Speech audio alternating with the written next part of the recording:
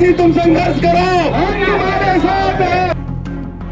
पहले तो ये बात समझ लीजिए, कांग्रेस के पास आज के दिन मुद्दा ही कोई नहीं है। किसी और आज तक माननीय प्रधानमंत्री ने हिंदुस्तान की अभी बात की? एक ही प्रधानमंत्री है माननीय नरेंद्र मोदी जी ने, जिसने किसान हित की बात की।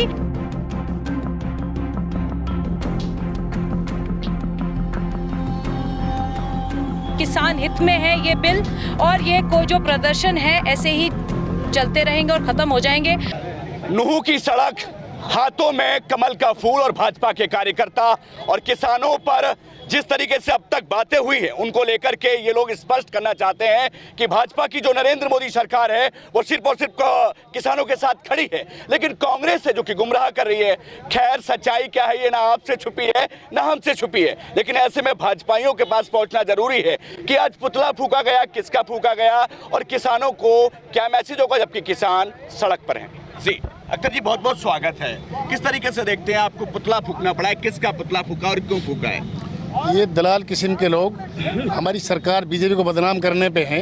इनकी सेटिंग है कांग्रेस पार्टी से। कांग्रेस आप पार्टी कुछ दलाल मिलकर में सब किसान नहीं है, गुमराह होकर उनको बैठा रखा है। वो हमारी किसी तरह सत्ता बीजेपी की सत्ता में ना रहे, इस तरह के षड्यंत्र इन्होंने रचा है। इनके इरादे नेक नहीं है, विकास की तरफ नहीं है। हमारे बीजेपी सरकार मोदी जी का ये किसानों को हक मिले और सबका विश्वास, सबका साथ, सबका विकास। हनीराम जी, सियासत को बड़ा करीब से देखा, किस तरीके से देखते हैं? किसान सड़क पर है, अभी आपके ही नेता बोले कुछ किसान भी शामिल हैं। जनाब, आप तो किसानों की आय दुगनी करने वाले थे और आपके हाथों में दुगनी करने की जिम्मेदारी भी थी। 2 बार आप सत्ता में आए, लेकिन इस बार किसान सड़क पर किस तरीके से देखते हो? और आप पुतला फूक रहे हैं। जो सही किसान है जी, उसको ये पता है कि हमारी आमदनी दुगनी होगी, और वो कैसे होगी? कैसे होगी? देखो, जितने रेट अब बढ़ाए गए कीमत के, अभी हमारी हरियाणा सरकार ने बाजरा खरीदा। कोई किसान ये बता दे कि 2150 में बाजरा तक कहीं लिया हो तो? अच्छा। राजस्थान में कांग्रेस की सरकार है, वहाँ आज भी बाजरा 1200 बिक रहा है। अच्छा। मतलब यहाँ 2150 बिका, यहाँ मक्का खरीदी गई, यहाँ सरसों खरीदी गई, कितने रेट से दी गई। और गेहूँ तो चलो सारे देश में खरीदा जाता है। किसानों की बात किसानों की बात कर रहा हूँ, किसानों की बात है, मैं किसानों से अलग नहीं हूँ, मैं बात कर रहा हूँ। सवाल आपसे करूंगा, आपके हिसाब से वो किसान जो सड़कों पर बैठे हैं, कुछ किसान और बाकी कांग्रेस के नेता शामिल हैं, जबकि वहाँ जिस तरीके से बताया जा रहा है, दिखाया जा रहा है कि किसान कह रहे हैं कि हम पीछे तब तक नहीं जब तक बिल पूरी तरीके से वापसी नहीं, जो कानून है वो वापस नहीं होता। ऐसा है, ये देश 135 करोड़ लोगों का है जी, और इसमें जो हम बहुमत में आए, सरकार में आए, तो 100% हमें वोट नहीं दी। कुछ कांग्रेस को भी दी होंगी, कुछ कम्युनिस्ट को भी दी होंगी, कुछ हमारे खिलाफ भी होंगे। वो जो खिलाफ लोग हैं, उनकी जिनकी दाल नहीं गल रही, क्योंकि सरकार अच्छी चल रही है, सरकार का विकास हो रहा है, सबका साथ, सबका विकास, सबका विश्वास के साथ की सरकार चल रही है। उसको देखते हुए उनको मतलब पच नहीं रही सरकार, इसलिए वो कुछ इकट्ठे होकर के, कुछ लोगों से मिल करके, क्या मतलब ये कम्युनिस्ट का झंडा लेकर के वो किसान हो सकते हैं क्या?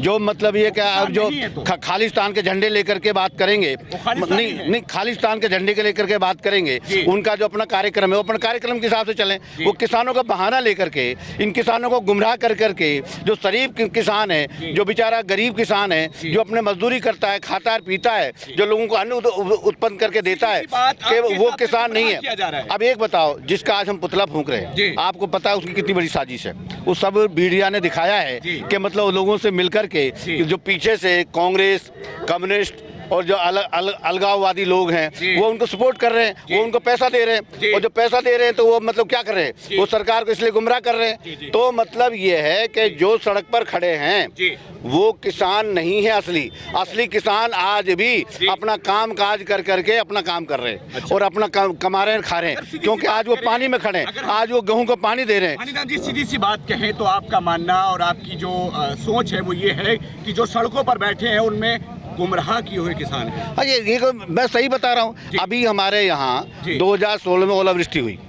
और मैं तो सब किसान जानते हैं, पहले क्या होता था, कहीं 100 रुपए का चेक आ रहा है, कहीं 200 का आ रहा है। मैं भी एक किसान हूँ छोटा सा, मैं भी 60 एकड़ का जो जोता हूँ। तो मतलब ये कि अब हमारी सरकार आई, ओलावृष्टि के 12,000 रुपये प्रति एकड़ दिया गया। और यहाँ जब हम सेक्रेटरीट में दे रहे थे तो मैं देख रहा था कि एक को 4 लाख का चेक, किसी को 5 लाख का चेक, किसी को 2.5 लाख का चेक, कभी किसी ने देखा नहीं। 1092 करोड़ रुपए का हमने ओलावृष्टि का पैसा बांटा और हमारे जिला नूह में 20 करोड़ रुपए पैसे आए। 20 करोड़ तो मतलब क्या उससे पहले कभी आया था इतना पैसा? क्या होगा इस प्रदर्शन का? किसान कुछ नहीं होगा, ये जो है गुमराह कर रहे हैं, इससे कुछ सरकार का बिगड़ नहीं रहा, कुछ लोगों को फर्क नहीं पड़ रहा। अब आप देखना जहाँ जहाँ हम चुनाव होंगे वहाँ फिर भारतीय जनता पार्टी आ रही है, बंगाल में जनता पार्टी आ रही है, किसान सड़क पर है और आपके जो शीर्ष नेता हैं उनका मानना है कि केवल उनको गुमराह किया जा रहा है। आप हरियाणा को बड़ी बात जानती है, किसानों का प्रदेश है, किस तरीके से देखती हैं? आज एक पुतला भी फूकना पड़ा आपको। पहले तो ये बात समझ लीजिए, कांग्रेस के पास आज के दिन मुद्दा ही कोई नहीं है जी। ठीक है, आप 4 आदमी बिठा कर किसी बॉर्डर पे ये नहीं कह सकते कि कांग्रेस के पास मुद्दा है। ये जो राजनीतिक रोटियां सेकने का जो एक मुद्दा था वो खत्म हो चुका है। अब जो भी किसान हित में जो पूरा एक कार्यक्रम चला, जिसमें एक बार आपने देखा होगा कि जब मोदी जी ने तीनों किसान हित की बात की, किसी और आज तक माननीय प्रधानमंत्री ने हिंदुस्तान की भी बात की। एक ही प्रधानमंत्री है माननीय नरेंद्र मोदी जी ने जिसने किसान हित की बात की और ये बात की कि भाई हमें कोई चैलेंज कर सकता है तो हम बैठक बुलाने को तैयार हैं, हमें चैलेंज करें। तो जब चैलेंज की बात आई तो बैठक बुलाई, तो ये क्यों कहा कि हम नहीं हम बातचीत नहीं करेंगे, अब वापस ले लीजिए। उन्होंने ये कहा कि अगर आपको किसी वजह से इसमें कोई खामियां नजर आती हैं, माननीय कृषि मंत्री जी के बैठिए, हमारे साथ सोच विचार कीजिए और बताएं। तब इनको मुद्दा आ गया, इनको वापस ले लें। कांग्रेस के पास आज किसी भी किस्म का कोई मुद्दा नहीं है, किसान हित में है ये बिल और ये को जो प्रदर्शन है ऐसे ही चलते रहेंगे और खत्म हो जाएंगे। हमारे मेवात की शान अभी बता रहे थे माननीय भानीराम मंगला जी की, बॉर्डर पे किसान तो बैठा ही नहीं है, जो बात सत्य है।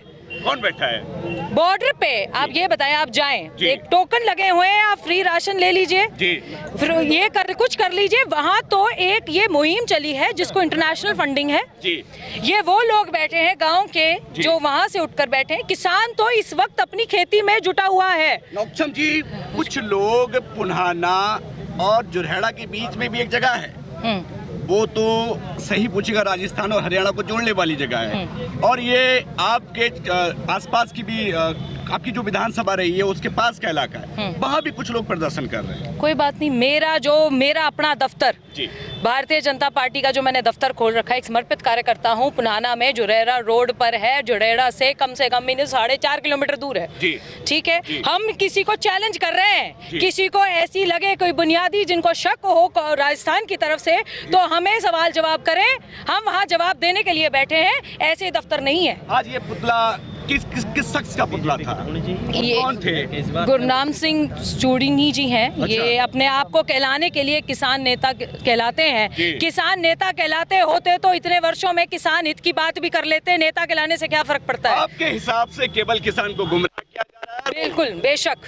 तो देखिए जनाब, ये तस्वीर है। बहुत लंबी बातचीत के बाद यहाँ नूह के दिग्गज जो बीजेपी के नेता उन्होंने अपनी बात रख दी है। खैर वक्त का इंतजार है, क्या होगा। 26 जनवरी सर पर है। किसानों के बीच कांग्रेस भी अगर इनकी माने, बकौल इनके, कांग्रेस केवल सियासत चमकाना चाहती है। खैर सच्चाई आपके सामने, सच्चाई हमारे सामने है और जो चल रहा है सब पर्दे पर है। क्या होगा, जैसी कोई अपडेट मिलती है फिर आपके पास पहुंचेंगे। तब तक के लिए नमस्कार।